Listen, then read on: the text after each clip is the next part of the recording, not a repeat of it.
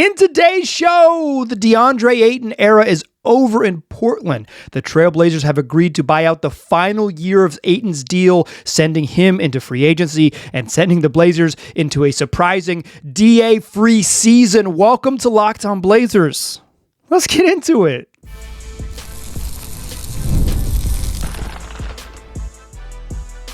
You are Locked On Trailblazers, your daily Portland Trailblazers podcast, part of the Locked On Podcast Network. Your team every day. What's up, world? It's your past first point guard and Trailblazers reporter Mike Richmond. You listen to another episode of Locked On Blazers, part of the Locked On Podcast Network, available wherever you get podcasts and also on YouTube. Thanks for making this show your first listen, coming at you each and every weekday, Monday through Friday. So make it a part of your daily routine. Make it your first listen. Tell your friends to do the same. It's Locked On Blazers, your team every day. Today's show, we're talking on the eve of free agency. The Blazers, a very surprising move, agreed to buy out the final year of Deandre Ayton's contract. He was owed $35.5 million for this upcoming season and would be a free agent in the summer of 2026. And now he's a free agent in the summer of 2025. The Blazers have agreed to buy out the final year of his contract, as first reported by Shams Charania of ESPN. Locked On Blazers can independently confirm the news that news is indeed real as you were listening to this. I do not have the financial details just yet, but the Blazers in a pretty stunning move. All of their recent moves have been pretty stunning, right? The Drew trade was pretty surprising. The Young draft selection, Young Hansen draft selection, pretty stinking surprising. And now, on the eve of free agency begins. You're listening to June 30th show. I'm not going to release this a little early on late Sunday night, but you were listening to June 30th the show. The free agency begins in earnest on June 30th at 3 p.m. Pacific time here in Portland. And before we get into all of that, before the league gets into all of that, the Blazers are no longer in the Deandre Ayton business. They have agreed to a buyout with him, and he is a free agent. Wow. I think the final outcome here is not particularly surprising, right? You draft Donovan Clingan at 7, then you draft Yang at 16, right? Like back-to-back first-round picks, and like Yang in some ways is like a lottery pick, right? Because 11 you trade back. It was a pretty good trade to get another unprotected draft pick in the future. But like, sort of like targeted high first-roundy picks, a true lottery, true top 10 pick, and then another like go get your guy type of first-round pick in with Clingan and Yang in back-to-back drafts. Like the moment they drafted Clingan, the writing was on the wall. The DA's future was short term in Portland, right? He became very clearly a short timer and not a long timer, but he was still on the roster. I think the trade for Drew Holiday indicated like, oh yeah, the Blazers are going to be like going to try to be competitive, and I think there's still a fairly good case to be made that Deandre Ayton would be their most productive center, particularly in the early part of this season, or at least like at worst, their second most productive center by a lot heading into this season. Just because I think the uncertainty of Rob Williams' health and the fact that Young Hansen is 20 years old and making a major transition from the CBA to the NBA, and like obviously Ayton's better than Duabrief, but like even if you're a big Clingan believer, like Ayton is at worst the second best center on the roster, and like after they've made some moves, it's like, hey, maybe they're not like going all in on finishing sixth, but like this is a team that is going to try to be competitive more than anything else. This is a bit of a surprise. What's not a surprise that they're no longer business with Ayton, right? This was going to happen one way or another. Has been speculated on the show several times. Ayton at $35.5 million, just hard to trade, right? He's hard to trade because expiring contracts in and of themselves have value if you are willing to take on other people's money, which is what the Blazers did with the Drew Holiday trade. They're making a bet that they traded, hey, this is like a somewhat onerous contract, but we think this is a better basketball player and a better basketball fit, if nothing else, and we'll deal with the back half of paying a 37-year-old $37.5 million that's a future problem, but a current problem. We think this helps. And if you were going to flip it again with DA with Ayton, it would be a similar type of thing. Like that's where expiring contracts have value. You say, hey, this contract expires in the summer of 2026. Do you have something with multiple years on it, or at least an extra year on it that you'd like to get out from under that payments? That's where you get the upside in expiring contracts. And I think it's pretty clear a couple things.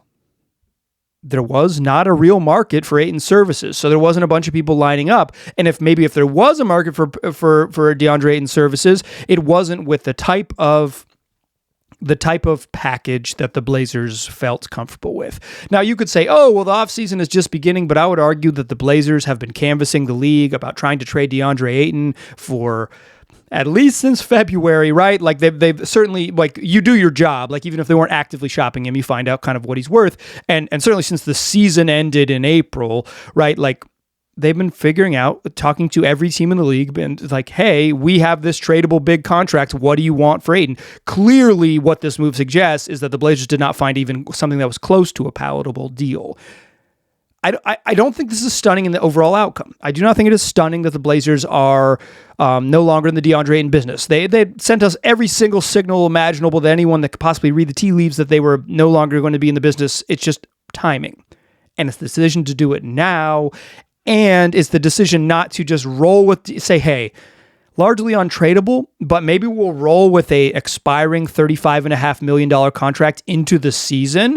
And when other teams have injuries and have panic and have all of these things, or maybe a team all of a sudden sucks that they didn't think they were going to suck and they want to like get out from under some money, a $35 million expiring contract in February, again, if you're willing to take back future money, could have value. You could get paid, maybe a couple firsts to take on some truly horrendous money, or at least get something of value for this big contract once teams like priorities or realities change. Like, that would be the value in holding on to Ayton. His like trade value is not going to go up. Like, let me be 100% clear. Deandre Ayton played 2 years in Portland, arguably the two worst seasons of his career. And last year was maybe the worst year of his career. I know that it ended on a really high note, right? Like, he got going in January and the end of January and into February, and he played during the Blazers stretch where they won 10 of 11. He had 8 really good games during that stretch, no doubt about it. But if you look at his season on the whole, it was arguably the worst season of his entire career. That stuff, I think but the Blazers watchers are like, it's easy for us because we watch the games very closely. Like, we can get acutely fixated on these like small moments where like, hey, he was really trending up. He was really rolling, but that's 8 games. That's 8 games out of a stretch. Over the course of 8 games out of, the full season, that's 10% of the year. That's just like not a big enough sample to say like, yeah, actually he was good. No, like on the whole, he was not very good. He played 95 games in 2 seasons. Like, health and availability was a big deal. He was pretty bad in year 1. He was pretty bad in year 2. He was worse by most statistical measurements in year 2 than in year 1. He struggled in Portland. He did. There were some moments. He had some moments. The end of his first season and the right before he got hurt in his second season, for sure, he had some moments, undeniable. And maybe in like a different situation, the Blazers could have brought him back at the very end of the year if they were chasing the playoffs. But that, as soon as he hurt his calf, there was no chance he comes back. And the Blazers have made the decisions behind him that like they've made they got a lot of centers, right? Like, when they drafted Young and like made that decision to like, this is our guy, we're going to go get him at 16, they end up with 5 centers. With Ayton and Klingon and Robert Williams and Duop Reith and Hansen Yang, or Young Hansen, like they just got a lot of, they have a lot of players that basically play a single position. I know that some of you out there dream of like, this guy could play power forward. I was just like, they can't. Almost all of those dudes are like pure centers unless you have like the perfect right type of thing, or if like another version of Rob Williams in a perfect like shooting setting. But again, he doesn't have that complementary role next to him necessarily. He doesn't have the magic of Al Horford to play a double big lineup. So, like, you kind of knew that the Blazers were going to move off of Ayton. In fact, and the show that I did, my most recent show, Friday's episode, I talked about, like, there could be some, if they don't find a trade suitor this summer, there's like incentive to certainly trade Deandre Ayton up against the up into the trade deadline in February of 2026. But some listeners, and I talked about this on the show, said like, trading him and getting back like stuff you don't want is not necessarily valuable. Maybe the best value for Ayton is just letting him walk in the summer of 2026, like literally just letting his money like expire off the books and not taking anything back for him. And that's what the Blazers chose to do. Again, I think the timing and the decision, like doing this on the eve of free agency, doing this in June, doing this, like all of that is like, that is surprising. The overall outcome that the Blazers are no longer in the Deandre Ayton business is not that surprising. The thing that remains to be seen, and I'm recording this just after 9 p.m. on Sunday evening, and I will obviously update you in the future when we get the details, but how much money did Deandre Ayton give back? Because that's how buyouts work. Typically, guys give back somewhere between the prorated veteran minimum, right? Because DA says, well, I'm owed $35.5 million, and if I go out into the world, I can get whatever contract I can get a minimum contract and I'll still get the $35 million you owe me or whatever it is, the $30 million you owe me, and then I'll get my minimum on the other side. So somewhere between they give back their prorated veteran minimum, which is based on how many years you've been in the league, or on some occasion, if players are very motivated to get out of their contracts, Kevin Love and Blake Griffin are examples of this. Players will give back more money. They'll give back significantly, like I think Blake Griffin gave back something like $13 or $14 million, which at the time was a record. It's just like, get me out of here. I do not want to play for the Detroit Pistons. Free Blake. And it was a historic amount of money to just sort of give back. $13 million is not a small amount of money, even for someone who makes $30 million. It's, 45%. It's a ton of money.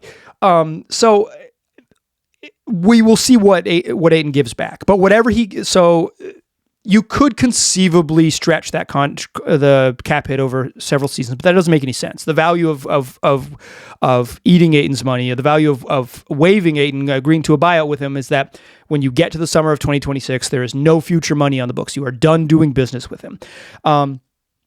And that's like the most likely thing that they won't stretch it. It's just how much did he give back? Right now, with Ayton on the contract, the Blazers are about $8 million shy of the tax. They would have access to the non-taxpayer mid-level exception, but that contract is a contract that starts at about $14.5 million, and it can be that's the base salary in year one. You can sign a 4-year contract with escalating salaries from that. You would assume that they got him to like somewhere around $5 or $6 million to give that back so they could have access to the entire taxpayer mid-level exception. Non-taxpayer mid-level exception. I would assume that's the amount of money he gave back, but we shall see. The other thing this means is it's a real vote of confidence in Donovan Clingan. It's a real vote of confidence in Young Hansen, and it's a real vote of confidence in Rob Williams' health and like Duop Reith's availability here. It also puts Jabari Walker's situation in question because the Blazers did not extend a qualifying offer to Jabari Walker. He was kind of their like small ball de facto sixth center. He enters unrestricted free agency now on the eve of free agency. And the Blazers, they had too many centers, and I don't want to say like they went from way too many to not enough, but I do think losing the Walker small ball look and Ayton look in the same 24-hour period does change the calculation a little bit. And it says like, yeah, Young's going to play a lot in year one, or at least like have the opportunity to play a lot in year one, because even at his best, you don't think Clingan's going to play 36 minutes, and you don't think Rob Williams is going to play 80 games.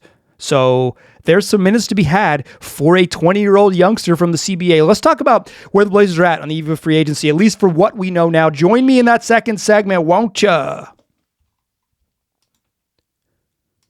First, though, let's talk FanDuel, America's #1 sports book, and we've got summer sports. They're in full swing. The WNBA, baseball, soccer here, footy in America with the NWS and the NWSL. FanDuel is the best way to make every game even more exciting. So if you're already following the action, why not get in on FanDuel? Get a little skin in the game. With FanDuel, you can get in on every single game. So while your friends are out there just sitting on the couch watching the game, you could add a little juice to the action.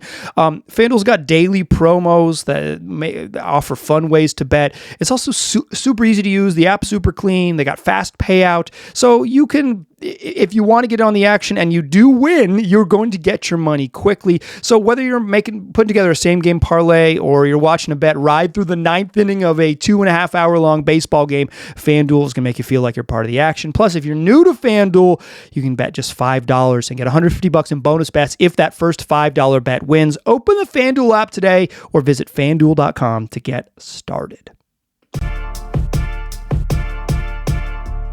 All right. So This was going to be a different show, y'all. I had recorded about 15 seconds of the program before I received a text message from a friend that said something to the effect of like, this might be an unprecedented buyout situation. And I said, oh no, I need to look into what that means. And then I was able to confirm the buyout, et cetera, and kind of pause a little bit before hitting record again. So what the show was supposed to be about is like a little bit of transactional news. And we're going to talk Yang Hansen's introductory press conference to close the show, but the Blazers, like, we're heading into the eve of free agency. It begins on June 30th at 3 Eastern out here in Portland, 6 Eastern, 3 Pacific time, 6 Eastern. Like, the Blazers, before waiving Ayton, would have had 14 roster spots. That's because June 29th, on Sunday, was the final day for the Blazers to extend a qualifying offer to Jabari Walker, making him a restricted free agent. As I am recording this, the Blazers have yet to announce that, although based on my reporting that I have been able to do, the Blazers...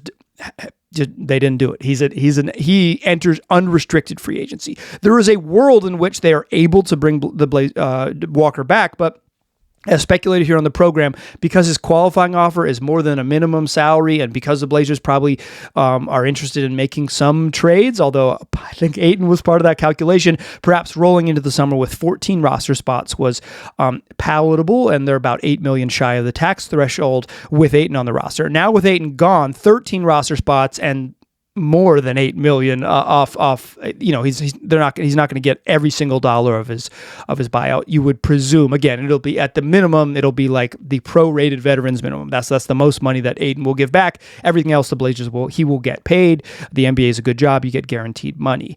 So the Blazers, Jabari Walker enters free agency. But the other bit of news over the weekend is the team announced that they picked up the third-year option on Ryan Rupert's $2.2 million contract. That's no surprise.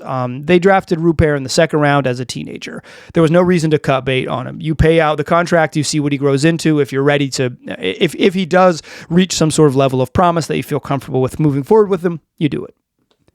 But you know, when you draft a teenager in the second round, it's built in that you kind of need to see it all the way through, because young players take a while to get going. Second round picks take a while to get going. And Rupert didn't play very much in year 2, and he probably doesn't have a path to a bunch of playing time in year 3, but he's on the roster. So that's what today's show is going to be. Like, oh, Jabari Walker hits free agency and Ryan Rupert picks up gets his team option picked up, and now the Blazers are, here's what the Blazers are with 14 roster spots. But like, this is a big change, right? Because this allows the Blazers to, at least, there's not a lot of like juicy free agents that are going to change the game. But this does allow the Blazers, instead of having like being right up against it with about $7.9 million away from the tax line, and that would like fill the Blazers roster, this would allow the Blazers to be somewhat active in free agency if they find, the right type of shooter,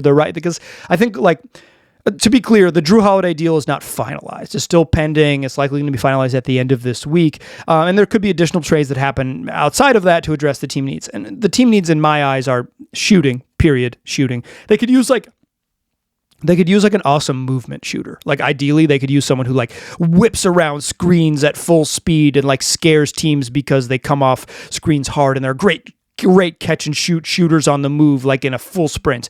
That's not exactly like the easiest thing to find. So anyone who could make make threes with some consistency at an above average clip that the Blazers could put on there and wouldn't get absolutely killed on defense, or in the very least would be like playable with other players so they'd still be able to put out like functional defensive lineups. Because to be clear, the Blazers can put out some kick-ass defensive lineups. Like, they can put out some groups that can really, really defend. They're just so light on shooting. And they could probably use another point guard-ish type person. You can disperse some of those point guard duties between Scoot and Jrue Holiday, and Shane Sharp can do some initiator stuff, and obviously Denny's going to get a bunch of initiator opportunities, but probably like one more guard who can dribble on the back half of the bench just when someone gets injured, because Delano Banton has hit free agency. Ryan Rupert does not have any ball handling skills thus far.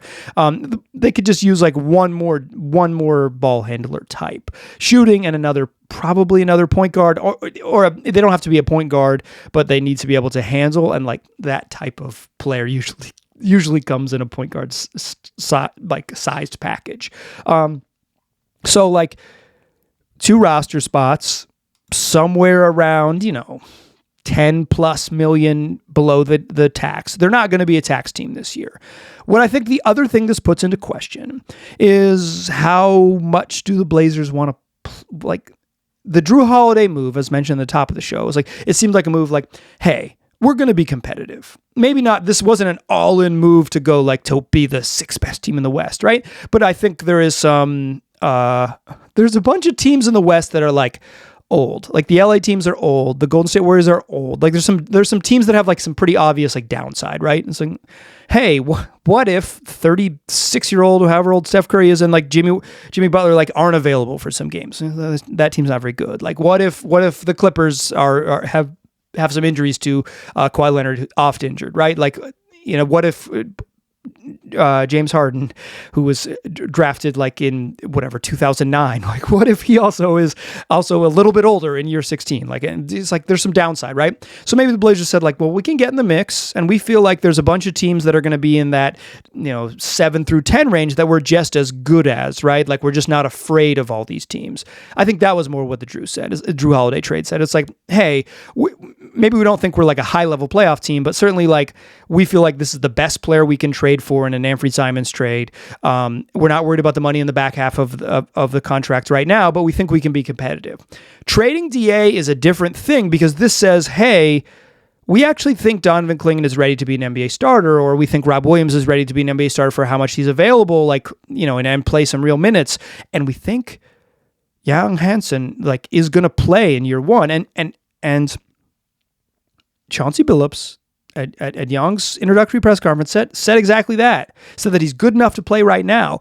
He also said that like year 1 could be a learning experience. He said both of those things, right? But at the time, learning experience seemed reasonable given the rest of the roster. If Deandre Ayton's on the roster, he's going to play 35 minutes. But when you turn Deandre Ayton to a buyout, and so there's nobody, it does change things a little bit. Young has an opportunity to play in year 1, and the Blazers introduced him at the practice facility on Friday. This was also going to be a big part of today's show until some other news broke. Let's talk about Young and what we learned about him in his introductory press conference. Join me in that third segment, won't ya? The Trailblazers on Friday introduced their draft pick, 20-year-old Young Hansen. Chinese center making the transition to the NBA. The Blazers are high on him in the way that this time of year, everyone is high on draft picks, right? But they also this was their guy, right? They made a move that kind of stunned the sort of NBA intelligentsia. They traded back and got some stuff for trading back, but they got that is a separate part of the person that they drafted. They wanted Young. This was the person they wanted. This was the guy they pursued.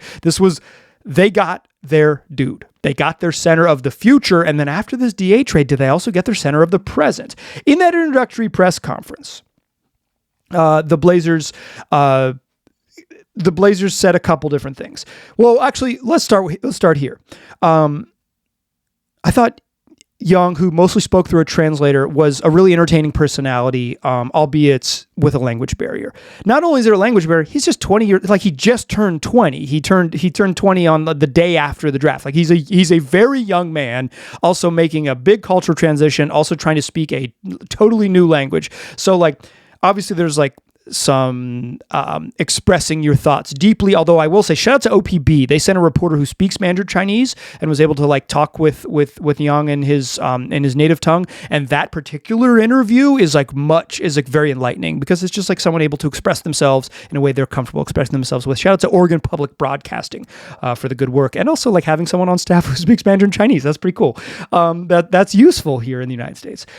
But I will say the moments that Young did did try his hand at English were pretty endearing. There was a question, I believe it was Jason Quick for The Athletic, who asked what do you like off the court? And he's like, oh, my hobbies are sleeping, playing PS5, this PlayStation 5, and eating. Yeah, I'm always eating. That's cool, man. I was not too dissimilar at your age. Sleeping, eating, and playing PS5. I just wasn't a soon-to-be millionaire who was 7'2" or whatever. Yeah, he seems like an easy dude to root for. He just seems like a fun, endearing personality. Certainly like a young person learning his way, but a fun, endearing personality. And then, as I mentioned, Chauncey Billups said two things. He said, one, that like he could envision Young playing right away because he's that talented, and and that's like that seems like the type of like optimistic June post-draft press conference coach talk stuff. And then he said also like this year would be a good learning year for him, noting that it was like a crowded center room. Well, the room got a lot less crowded. So I think what we will get a good test of is whether Young can play. Billups also said in that same press conference that Young is not going to be capable of playing next to Donovan Clingan, which anyone who has watched an NBA game over the last 5 seasons could have told you, although people always want to believe, and there's kind of this myth of like 2 center lineups coming back.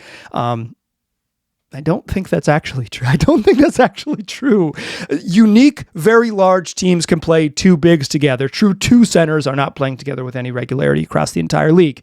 It's just not happening. And both teams in the NBA Finals, they're like OKC eventually like downsized to be the best version of themselves and did not play 2 big lineups, even though one of their bigs is very unique. But in any case, Young's a center, DC's a center. These are their 2 centers of the future, and now all of a sudden they have created space for them to play. I would say Young's press conference wasn't particularly newsy, wasn't particularly you didn't get a lot of here's great insights into him. But I do think you got a look at his personality, and he seems like just like between like the incredible passing highlights and kind of how just like fun of a young person he seems like. Dude's like I said, very endearing, very easy to root for. We shall see. Here are the other 2 things I want you to keep an eye on, because this was supposed to be a show looking to free agency. So here's the big things. Like, we don't know how much the Blazers have to spend, and we do, and it does seem like they've now committed Young and Clingan as the center of the future, which I like. I'm into that because I've been kind of screaming for them to kind of commit to the young core. This is absolutely doing that. While this is like a very surprising move in how it went down, I'm not going to be too critical of it because like I guess it was like the outcome that I was kind of yelling about, albeit a strange way to get to the outcome. The other 2 things to look for as we enter free agency, which begins on Monday, June 30th, is the Blazers have 2 players that are extension eligible that are very likely to at least have conversations about contracts. The first is Shaedon Sharpe. He is extension eligible because when you are drafted in entering the 4th year of your 4th season after you are a first-round draft pick, you were eligible for a contract extension. The first player of his draft class, 2022, Jabari Smith, signed a 5-year, $122 million contract. That starts at about $21 million. It's about 12.5% of the cap with 8% annual raises. That's a good number to think about for Sharpe. That would be, 4 for 100-ish. That's like about the range, a little bit less, but like about the range. Keith Smith, when I had him on here, guessed 4 for 115 for Shaedon Sharpe. I think Jabari sets an interesting precedent.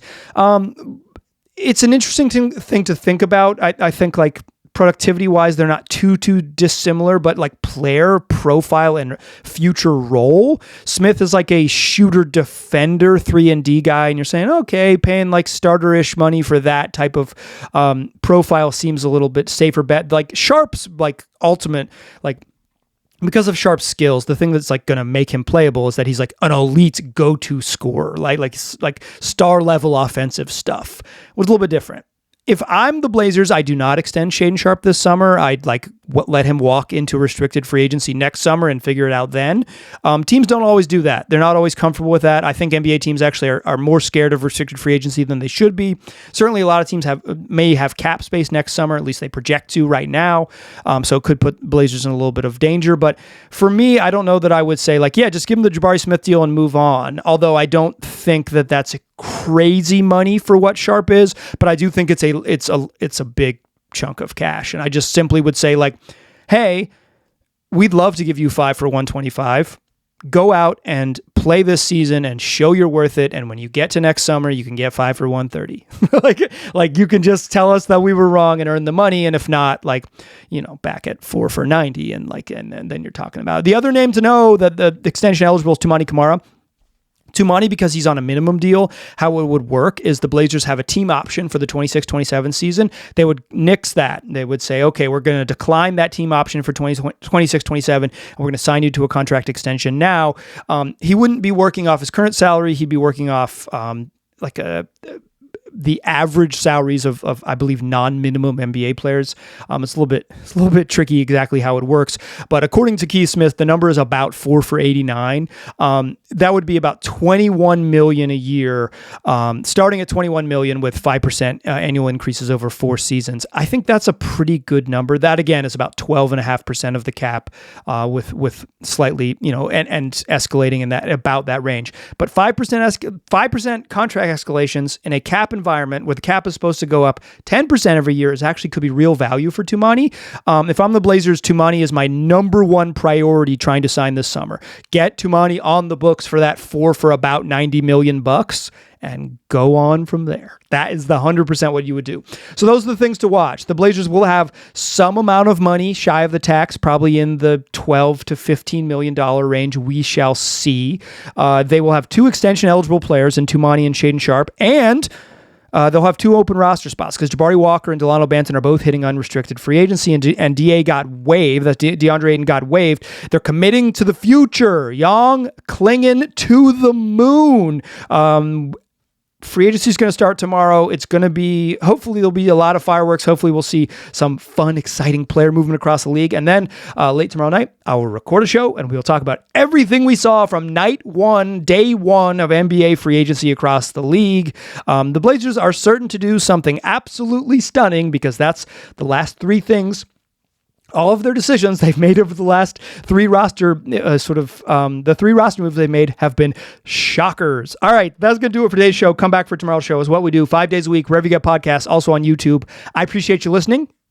I'll talk to you soon.